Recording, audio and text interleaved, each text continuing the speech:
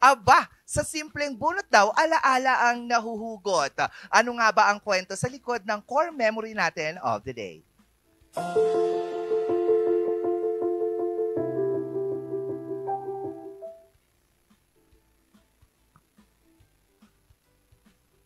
Yan na ang ating core memory. Ayan. Aba, yan na yung litrato ng piso bunot. Oo, alam mo na piso bunot? Yan yung pinakaunang scam sa mga bata. Oo, yan yung madaming ano. Ito ba yung maliliit lang yung paper, tas kailangan mong... Oo, tas ang hirap mo pa siyang buksan para lang May makita yung numbers ba number. yan? Oo, Yes, may numbers tapos, sa gitna. kapag may nabunot ka na number na meron doon sa taas kasi niyan, mga toys Laruan. or pagkain. Or pera, yung pera na play money, pero Oo. papalitan nila ng mismong pera. Yes, pero naabutan ko dyan, totoong pera din. May 20 pesos dati, ganyan. Tapos may 5 pesos, may piso. Oo, naalala ko, meron pang bubunot ka ng piso. Ay, piso yan. So, Ay, yeah. hindi, 50 cents nun. Ah. Bubunot kang 50 cents. Tapos ang mapapanalunan mo, yung pisong malaki. Ay, meron ba May yun? ganon? Yun na Yung pisong malaki. yan na yung hindi namin naabutan. Ang alam ko Oo. kasi, yung mga piso naming Sasamalin. malaki, nasa sahig Hoy! namin.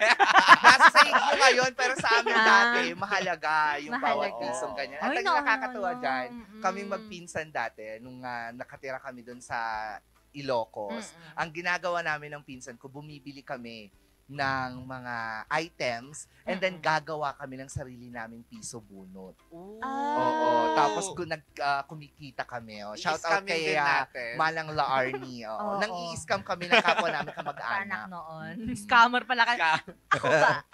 Kasi ito, yung mga ganitong piso bunot, sa ano yan? Labas ng school, bago Oo. after Yan. ng Madalas. uwian. Oo, Oo, sa mga yan tindahan. Tindahan, Oo. malapit sa school. Tapos naalala ko nun, ang pinaka-bongga noon na mabubunot mo is yung mga parang maliliit na teddy bear. Oo. Alam ko ang tawag doon eh. Ano? Teddy bear. Oo. Teddy bear. Pag malaki, Teddy bear. Ikaw, anong alaala mo Ako, dyan? aside from that, may mga yung mga lobo-lobo din, na parang piso bunot siya, pero Lobo. oo, lobo. Oo. Iba't ibang size, iba't ibang shape. Yung Yan. Meron pa yung napagaling, parang oo. tinapay yung paikot-ikot. Oo, tapos Anong tawag sa Piyo? Hindi. Twirl bread.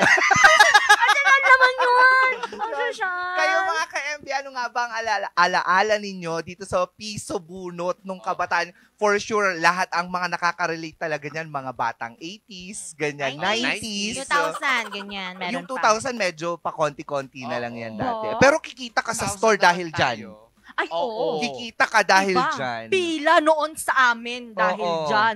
Meron pa yung iba kasi, ligwak ka. Meron yung walang number talaga. Oo, Meron literal. yun. So, kita mo na yun. Piso ka na kaagad piso doon. agad. Kaya pag Iba, mag-i-store may ako, technique. ha? May May technique technique? yung sa Ano? iba. Yung tinitignan nila yung sa likod, tapos flashlight. Ay, mali yan. Oh, Pero pag tingnan. mag-i-store talaga ako, puro ganyan ang ipapagawa. Oo. Siguradong magiging grocery yan ng piso Ang bunot. dami, no? Imbis na piso net, yung sa'yo piso Oo. bunot Piso na. bunot. lang. Matakin mo, bata ka pa lang, no? Agkud-kud kanti ulo dahil Oo, wala kang dahil wala kang Wala kang nakukuha. makukuha. Oo, syempre yan. Minsan nakaka-stress.